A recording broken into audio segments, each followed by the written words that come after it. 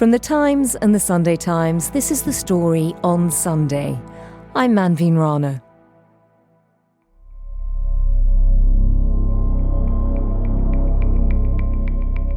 This weekend, we've been telling the extraordinary tale of the Murdaugh murders. The murders sending shockwaves through the local community where generations of the Murdaugh family have worked as well-known lawyers and prosecutors. 52-year-old Maggie Murdaugh and her 22-year-old son Paul were found outside their home, both shot multiple times, according to the coroner.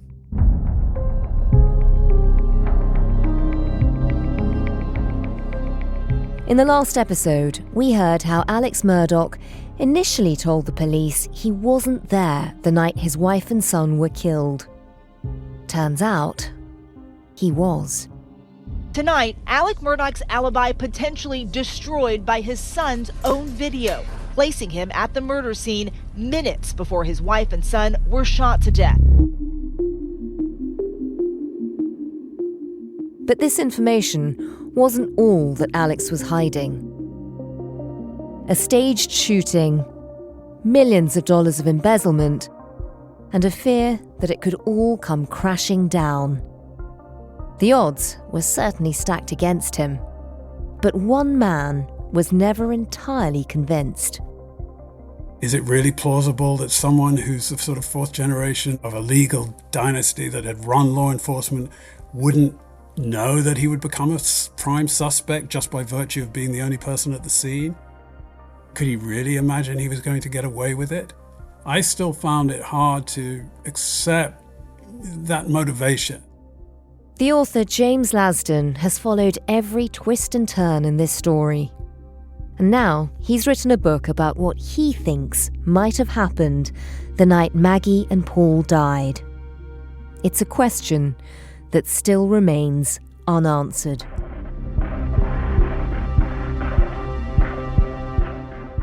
The story today: The Murdaugh Murders, Part 2. Innocent or guilty?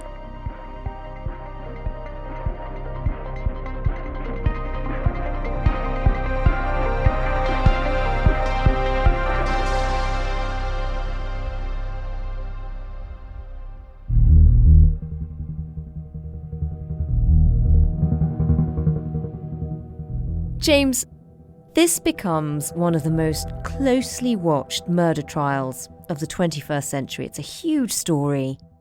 You followed that trial, you followed the court case. What was it like watching Alex Murdaugh in the dock?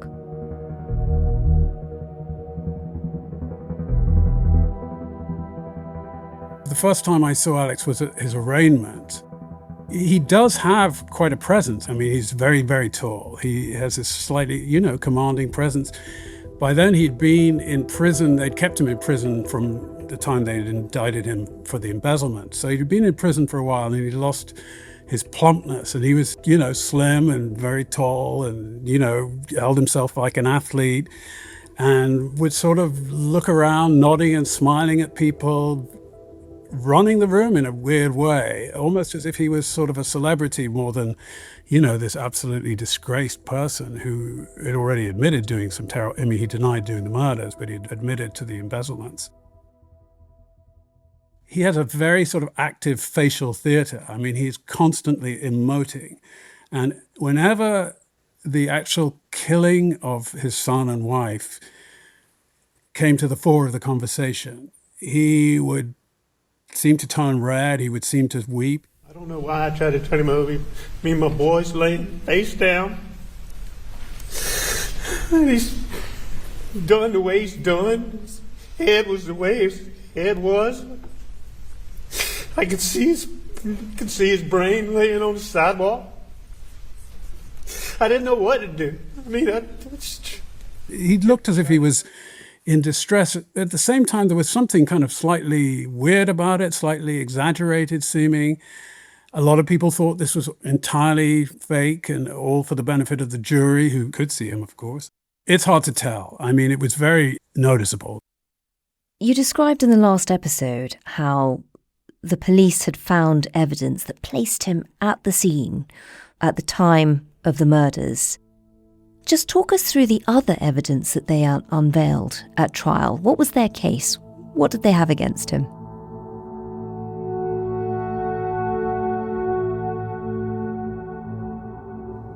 The main evidence they had was this so-called gathering storm.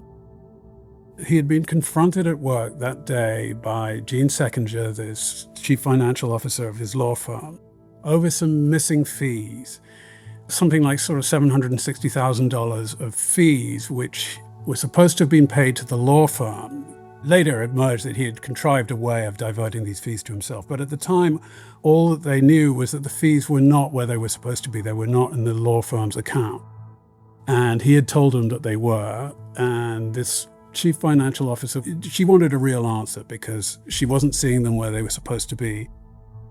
And this was the main piece of what the prosecution called the gathering storm.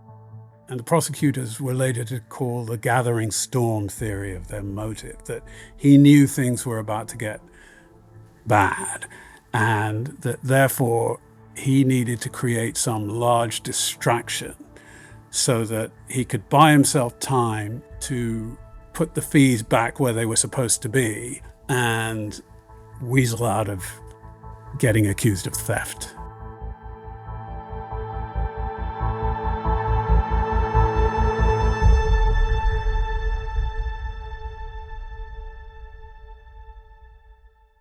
The other bit of it was this hearing that was coming up, scheduled for 3 days after the murders on June 10th, which was a hearing in the civil case over the boat accident. It was supposedly going to open up his finances. So, of course, the police believed that, he was aware that the lawyers would soon be able to see that he had been embezzling money. All the way through this, Alex Murdaugh obviously continues to deny killing his wife and son. There's the evidence that places him in the kennels where the murders took place, and he said he wasn't there. A lot of the trying to work out the motivation, though, is a bit harder. The gathering storm seems like an unusual reason to kill people. I mean, is there a prototype for this? Is this normal? Does that happen? Well, this was what became the story for me, was trying to understand if that really was the case. How does that work? I mean, is it really plausible that somebody murders their wife and son in order to create a distraction? Is it really plausible that someone who's the sort of fourth generation of a legal dynasty that had run law enforcement wouldn't know that he would become a prime suspect just by virtue of being the only person at the scene? Could he really imagine he was going to get away with it? Is it plausible that someone with such an apparently loving relationship with his son, I mean, by every witness's account, even, again, people who had every reason to loathe and despise him, he and Paul had an unusually close relationship. Now, it doesn't prove anything, but, it does make it very hard to get your head around. I mean, it's hard enough to get your head around any parent murdering their child for any reason whatsoever. To do it because you think it might help you buy time to stave off a scandal involving stolen funds.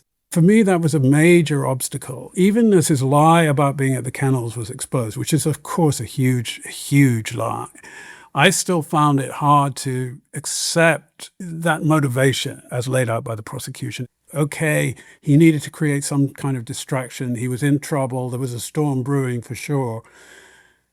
There's still a gap between that and, okay, I'm going to go and murder Paul and Maggie. I was pretty sure that there would be a hung jury, but I was wrong. They found him guilty. We do begin with the breaking news, a guilty verdict in the case that made national headlines. The jury finding Alex Murdaugh guilty of killing his wife Maggie and son Paul. The verdict just a short time ago.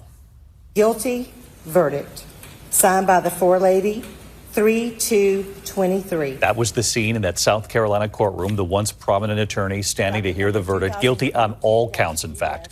2 counts of murder and 2 counts of possession of a weapon during the commission of a violent crime. I'm sorry to my son Buster. I'm sorry to Grandma and Papa T. I'm sorry to both of our families. Most of all, I'm sorry to Mags and Pawpaw. I would never intentionally do anything to hurt either one of them. We'd found out that he really was a truly terrible person, but I still didn't understand it. I think it's partly because I come to this as a novelist, primarily, more than a nonfiction writer. And if you're writing a novel, you have to understand your characters. You have to be able to follow them from A to B to C, very closely. In order to write about Alex, I had to understand what was going on inside his mind, what the internal processes were, as well as these external triggers and enabling factors. I couldn't get him to those 13 minutes where he apparently blows his son's brains out from close range and then, circles Maggie with the semi-automatic and guns her down. You were so fascinated by it. You spent so long looking at it, the case of Alex Murdaugh, that you've actually written an entire book about it, The Family Man. Tell us about your thesis in that book, why you have doubts about the conviction, just starting firstly with the forensic evidence itself. Most of the forensic evidence had to do with telemetry, had to do with the kind of inner workings of phones and GPS systems in cars and things like that.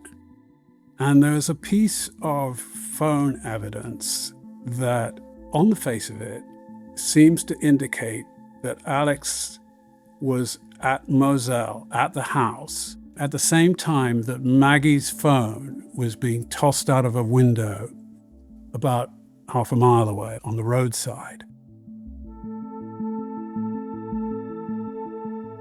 where it was found the next day. If he's at the house, someone else had to have tossed the phone. And this was a very problematic piece of evidence for the prosecution.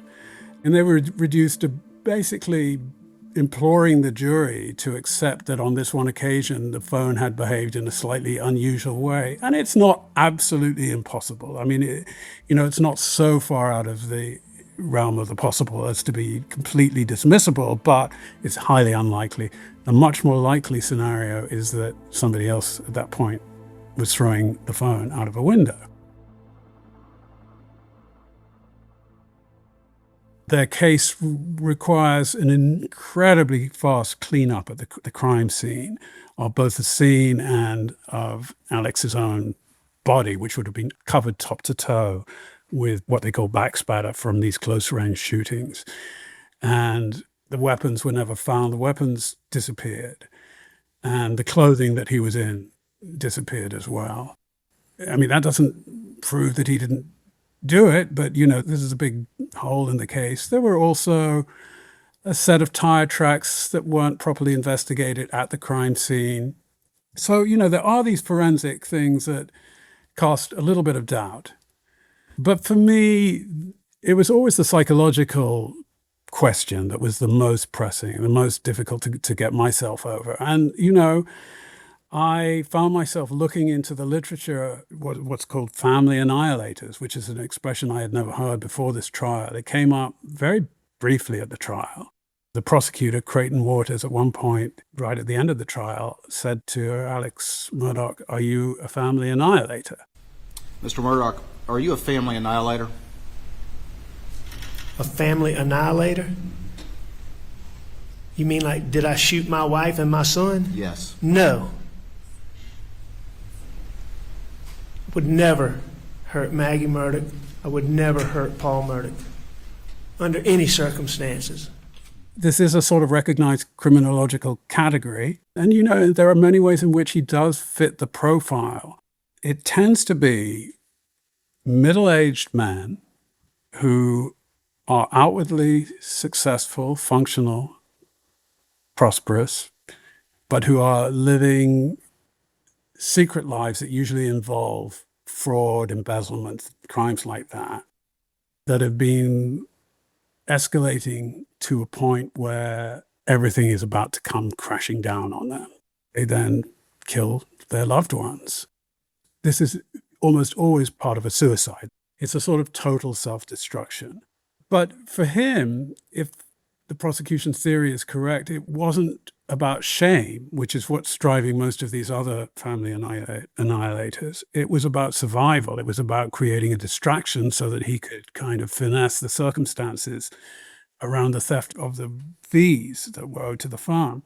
So that's quite different. You very rarely see people killing their families for some sort of instrumental personal advantage. It's usually as some sort of grand act of sort of shame-induced suicide.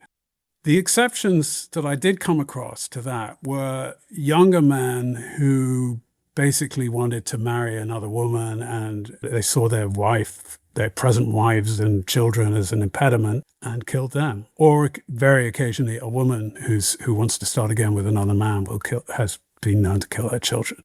So yes, in the end, you can sort of fit him into that pattern just about. But even within that very rare pattern, he's sort of close to being an anomaly within that. And then the other big difference is that, and here I couldn't find a single one to resemble him. The children are almost all very young. And without exception, aside from in his case, they're dependent, they're very vulnerable, they're defenseless. They're not like Paul Murdaugh, who was 22, very tough, been threatened a lot, and was almost never out of reach of a gun. He was not someone you could count on quietly disposing of, or even being certain that you would dispose of him. So this was very different from the usual.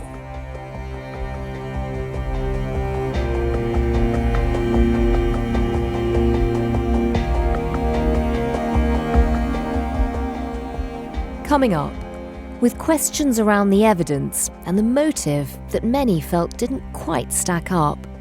What really happened on the night Maggie and Paul died? In a moment, we'll hear James's theory.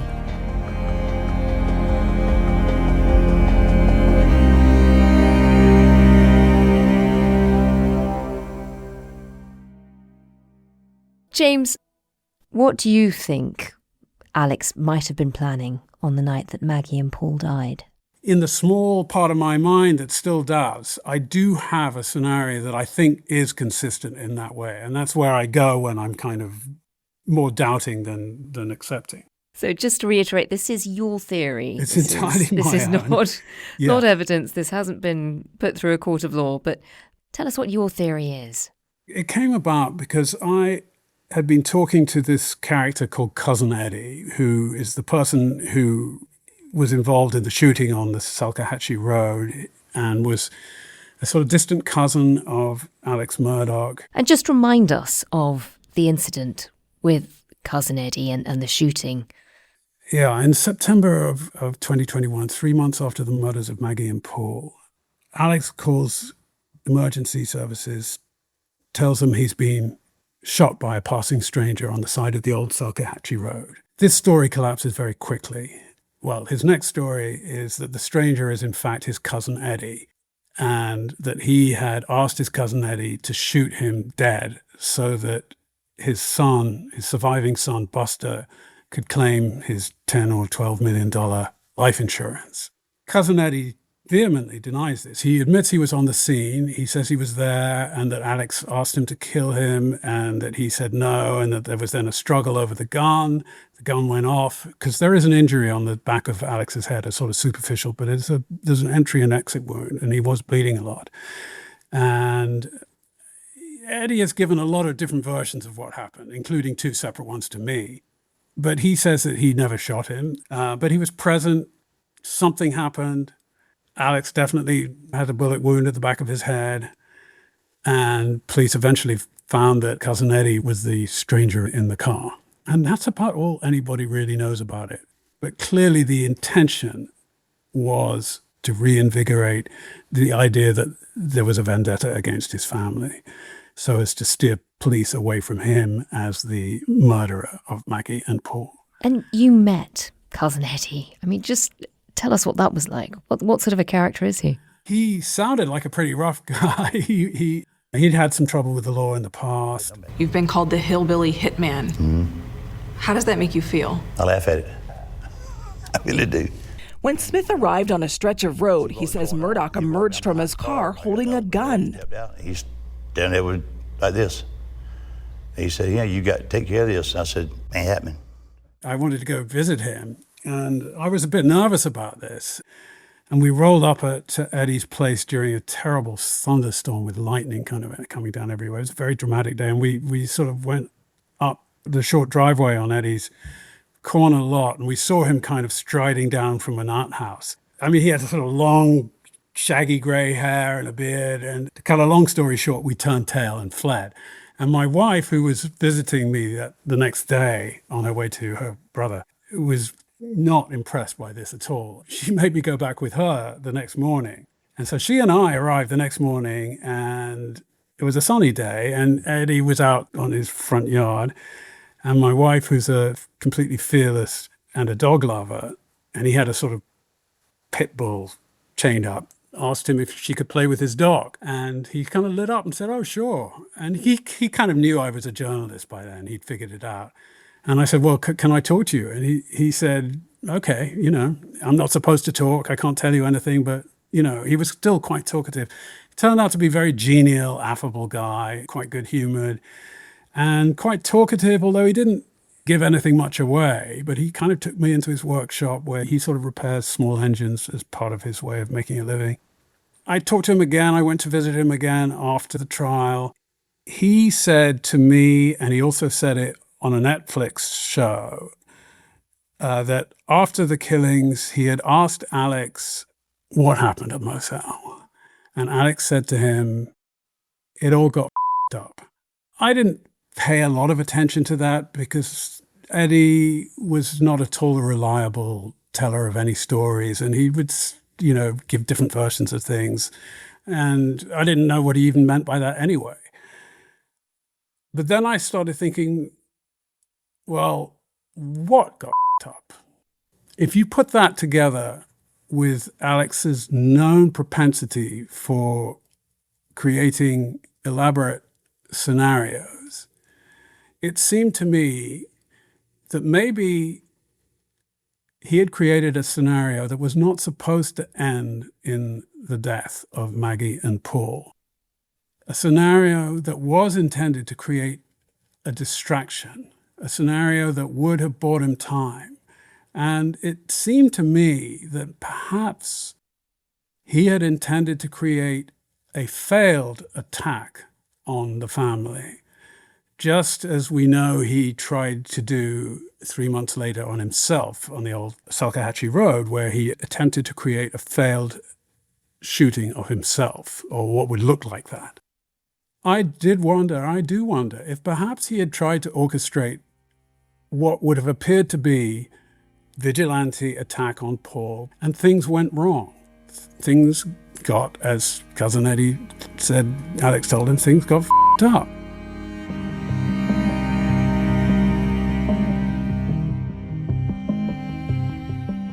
As we said earlier, the jury did find him guilty. He was convicted of the murders of his wife and son.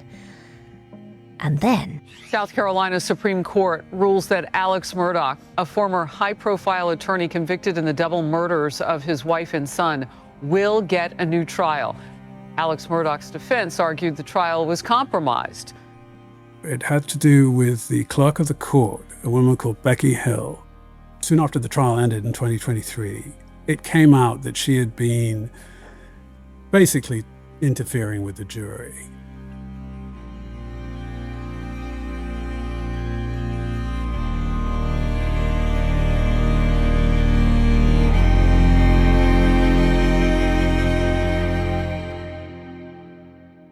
There was a hearing in early 2024, which I wrote about in my book, where all the things she had done came to light. She had been telling jurors, don't be fooled by him, when he took the stand.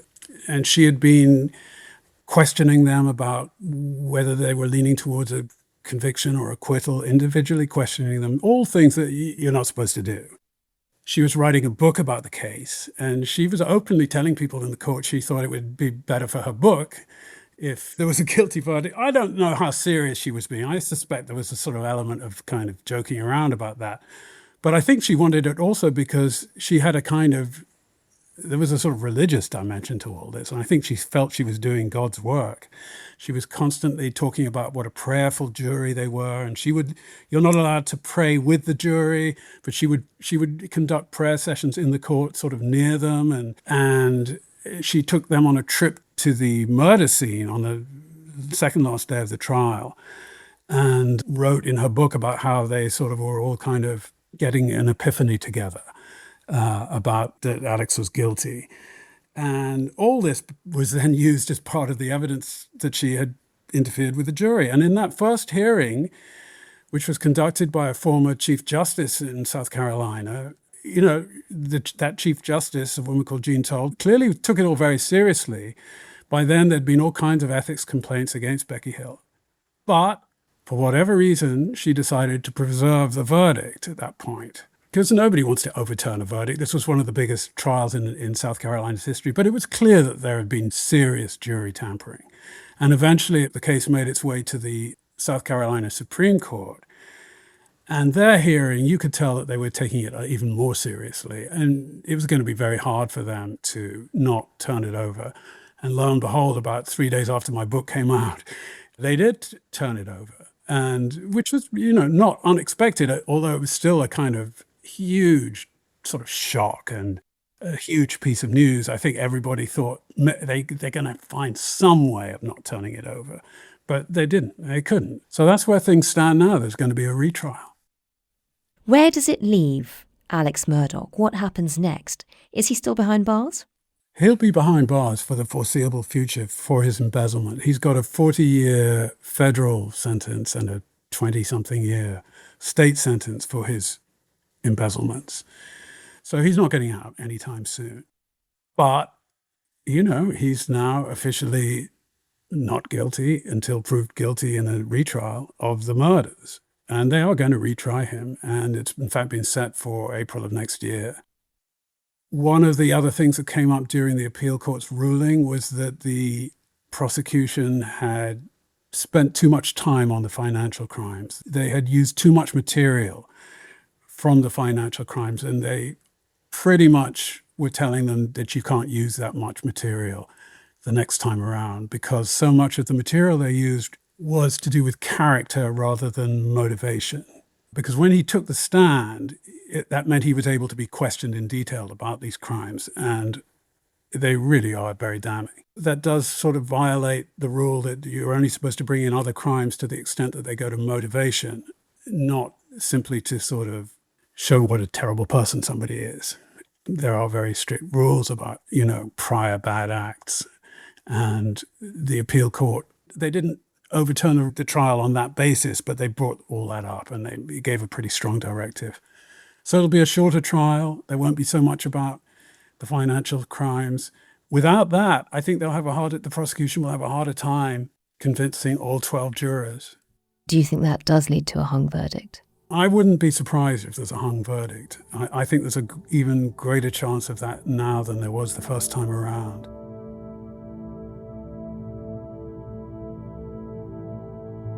James, for you, as somebody who has spent years now following every twist and turn of this case, watching so much of what played out in court, analysing the characters involved in it, and also as a British writer in America, in what feels like a very strange portion of America, what will you take away from this? What are the things that have stuck?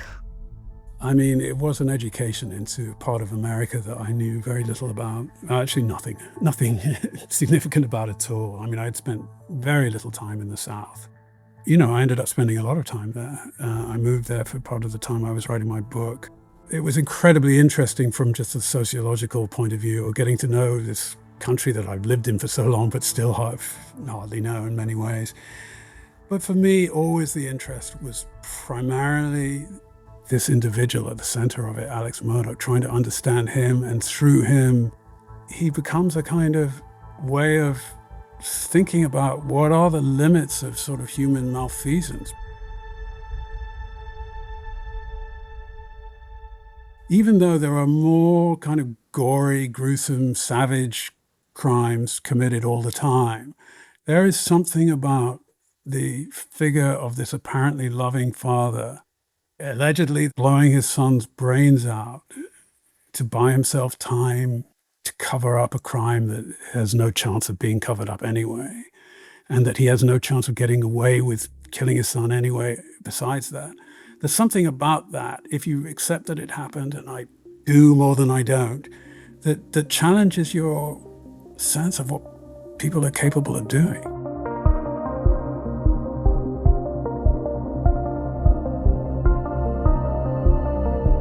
Alex Murdaugh continues to deny that he killed his wife and son, and a retrial is set for April 2027.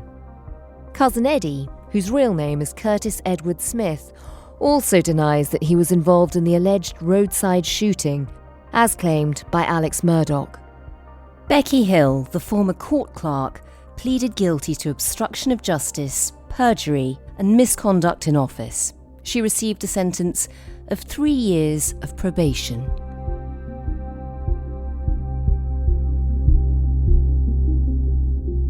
If you want more on this case, you can find James's book, Family Man, Blood and Betrayal in the House of Murdaugh, at thetimesbookshop.com. You can also read his article, Why I Thought Alex Murdaugh Might Be Innocent, online at thetimes.com.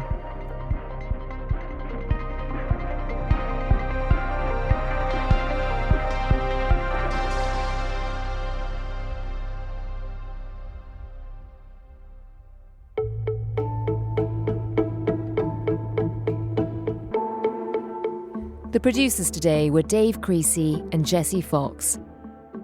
Sound design was by Dave Creasy, and the executive producers were Sophie McNulty and Edward Drummond. Thanks for listening. We'll be back, as usual, tomorrow.